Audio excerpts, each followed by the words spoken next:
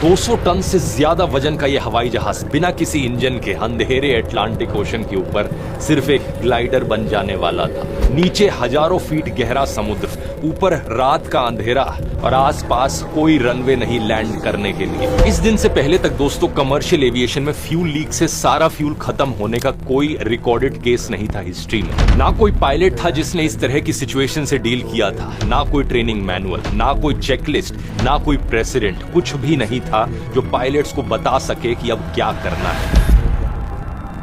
नमस्कार दोस्तों, 23 अगस्त साल 2001 रात के करीब 11 बज रहे थे। टोरंटो के पियर्सन इंटरनेशनल एयरपोर्ट पर हलचल का माहौल था।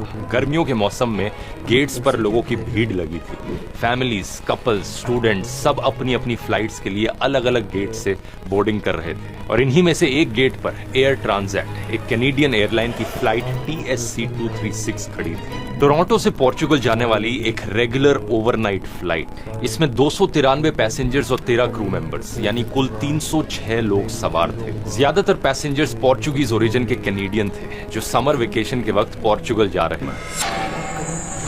24 अगस्त रात के 12:52 पर यह फ्लाइट टोरंटो से टेक ऑफ करती है। 240 at 8 cleared for takeoff 24 right Transat 236 heavy।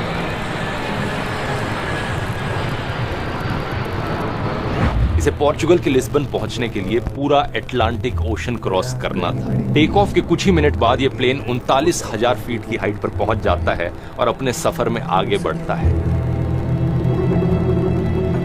Passengers ने डिनर किया, कुछ लोगों ने मूवीज देखी, बच्चे सो गए और धीरे धीरे कैबिन की लाइट्स डिम हो गई। एक बिल्कुल नॉर्मल ट्रांस अटलांटिक फ्लाइट की तरह यह हवाई जहाज अंधेरे में अटलांटिक ओशन के ऊपर से शांति से गुजर रहा था।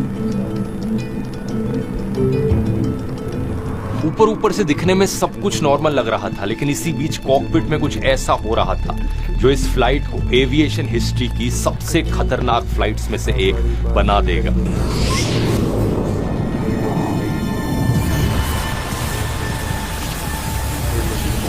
इस फ्लाइट में बैठे लोगों को यह नहीं पता था कि एक टाइम बॉम्ब टिक टिक कर रहा था। बीच समुद्र के ऊपर इस प्लेन का सारा फ्यूल जल्द ही खत्म होने वाला था और इसके दोनों इंजन्स बंद होने वाले थे।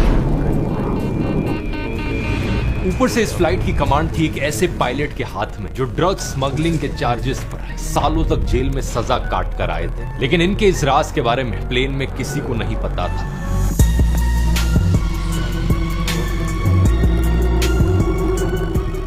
इस समस्या की शुरुआत हुई थी दोस्तों करीब 9 दिन पहले, जहां कुछ मिलीमीटर्स के फर्क ने इस प्लेन की तकदीर लिख दी थी। बात है 15 अगस्त 2001 की, जब एयर ट्रांजिट के मेंटेनेंस टीम ने इस प्लेन की रूटीन इंस्पेक्शन के दौरान इसके राइट इंजन के ऑयल सिस्टम में मेटल चिप्स पाए। ये एक बहुत सीरियस साइन था कि इस इंजन के अंदर कुछ गड़बड़ है। 2 दिन बाद 17 अगस्त को फिर से मेटल पार्टिकल्स मिले। अब इस एयरलाइंस के पास कोई ऑप्शन नहीं था। ये बात क्लियर थी कि इंजन बदलने पड़ेंगे, लेकिन प्रॉब्लम ये थी कि एयर ट्रांजिट के पास कोई स्पेयर इंजन अवेलेबल ही नहीं था।